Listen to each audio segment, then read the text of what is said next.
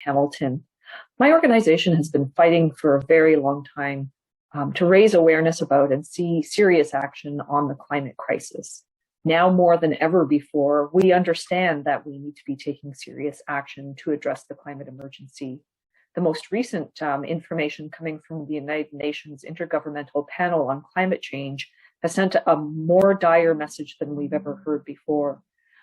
They've made it clear that we've already imposed enough human impact on the climate that there are changes that are now irreversible.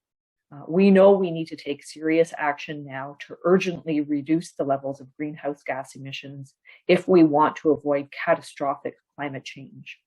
That means that we need serious action from all levels of government. So, as an organization, we are looking for federal leaders to make firm commitments to serious action. For us, this means divestment from fossil fuels. It means ending federal subsidies to fossil fuel operations. We need to leave it in the ground. We need to stop building fossil fuel infrastructure. We need to see demonstrated evidence that federal leaders are taking this crisis seriously.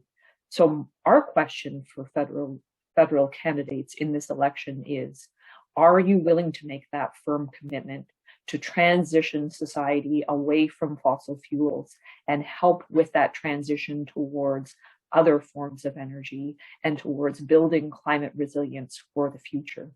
I would add that we know that this is a vision that's a viable one. It's a vision that would involve building climate resilience, and there are ways we can do that to ensure that we see inclusivity. So the outcome could be better for all Canadians. Within a Hamilton context, we know how important this is. We're seeing impacts on the ground already from the climate crisis, from extreme heat and extreme cold, and it's our most vulnerable populations that are impacted the most.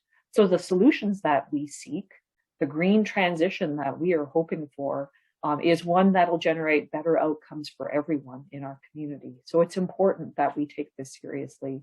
So again, we want to see how are federal leaders and how are federal parties approaching this? Are there solid plans in place to facilitate that transition towards a green future for all of us? And this does involve that serious transition away from supporting fossil fuels, from rethinking public infrastructure and the investment of public dollars in infrastructure, to ensuring that all the programs and policies are in place that will create good green jobs, that will support better options for people where jobs are concerned, where housing is concerned. And again, these are all solutions that we can pursue in a manner that generates a climate resilient, more inclusive community.